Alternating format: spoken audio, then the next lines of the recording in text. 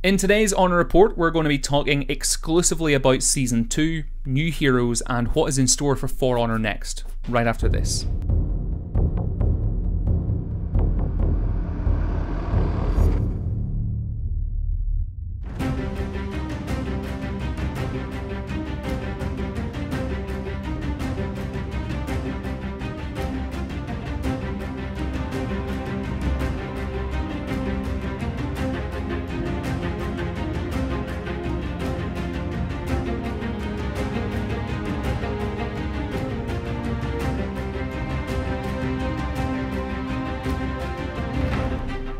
Hey everyone, my name is Sam, also known as Mr. Stainless 001, and this is the Honor Report. This is a series where I look at the news, happenings, and occurrences in For Honor. But before we get into today's video, if you want to talk with me more about today's Honor Report or just join the community here on the channel, feel free to join my Discord server. There is a link to it in the video description.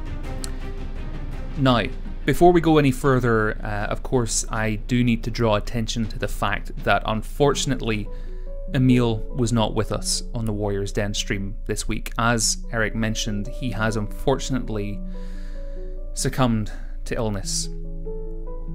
Or at least, that's what they want us to think. Let's just say Balance Bay Roman was looking a little intense this week. I mean, I don't want to jump to conclusions, but I'm pretty sure Roman is feeding off the souls of the other members of the dev team and consuming their essence in order to make himself stronger so that he can inevitably take over the world and bring balance to the Force so that the Knights can inevitably go on to win Season 2! Although, of course, that is all unconfirmed speculation. We'll obviously have to wait to hear more when the patch notes are released. With that said, wow, what a week on the Warriors Den stream.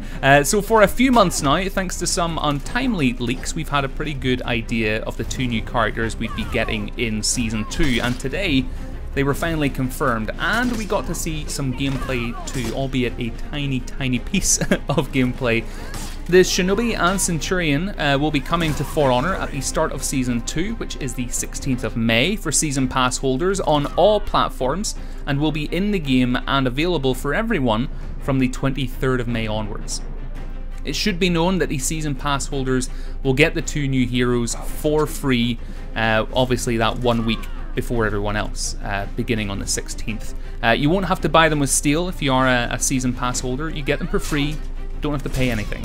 If you don't have the Season Pass, you'll have to purchase these two new heroes with steel. The total cost will be 15,000 steel per hero, which is the same cost as an elite outfit, which I think is a pretty reasonable price point on the two heroes, really, and a lot of the viewers of the stream agreed with that. Season Pass holders will also get access to two new elite outfits 1 week early. I'm assuming Season Pass holders also get those elite outfits for free as well. We'll just have to wait and see to get confirmation on that. I think it is a safe assumption though. But what else are we getting in Season 2, Sam, you may ask? Well, my cherub-faced viewer, not only will we be getting these two new heroes, we'll also be getting two new maps integrated into the game, a new rarity tier when it comes to gear, which will also include a number of new items from weapons to armor pieces. I think that's going to be really exciting, by the way. I'm really looking forward to seeing the new pieces of armor and the new weapons they've got planned there.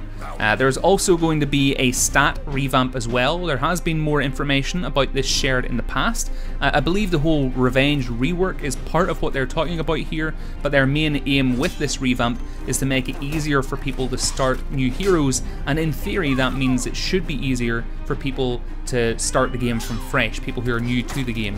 I think that's going to be really important going forward. If the team are revamping gear stats every season, the idea is that we'll get a lot of returning players and some new ones coming to the game who are more easily able to be integrated into the game as well whenever they're match made with players who perhaps have high level stat gear.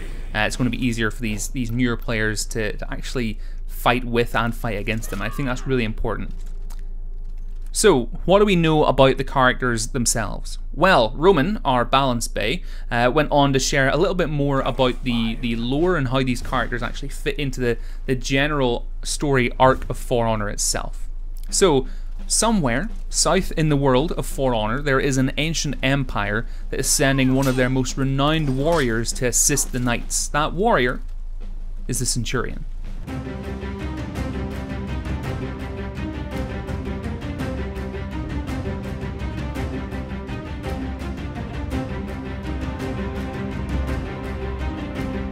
Meanwhile, in the east, there has been a civil war amidst the land of the samurai, and a new empire has risen. The Empress needs help, however, in beating the knights and the Vikings, and so they have enlisted the help of an ancient cult, the Shinobi.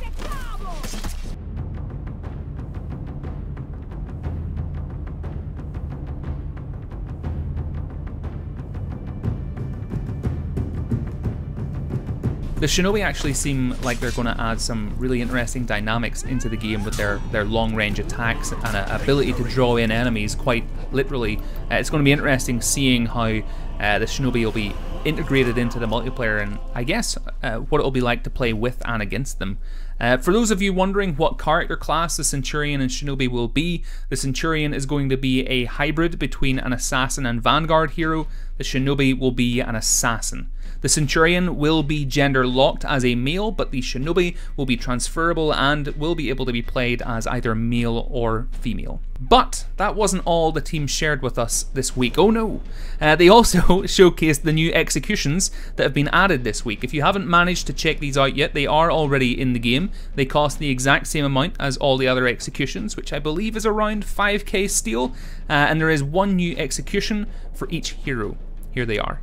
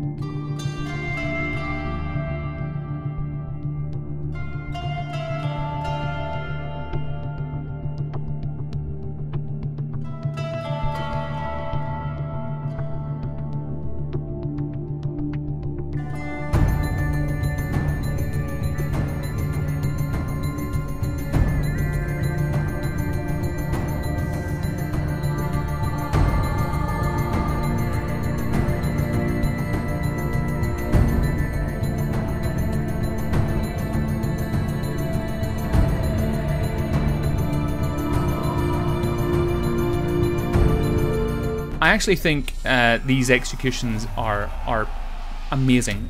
I don't think there's really a weak execution among them. I think they all look really, really cool. And I will most definitely be picking up the Warden's new execution as a Warden main myself. I think it looked really cool. But folks, I hope you'll agree this week has been an amazing week for hearing about new content and what's to come in For Honor. I don't know about you, but I'm really excited to get my hands on these new heroes and try them out. The team recognise that the game has gotten off to a bit of a rocky start, but they believe, and I actually agree with them on this, that they're turning a corner and things are improving. They did confirm that ranked and tournament mode was coming to the game, but again, it's not going to arrive until they fix connection issues fully, which is completely the right call to make here.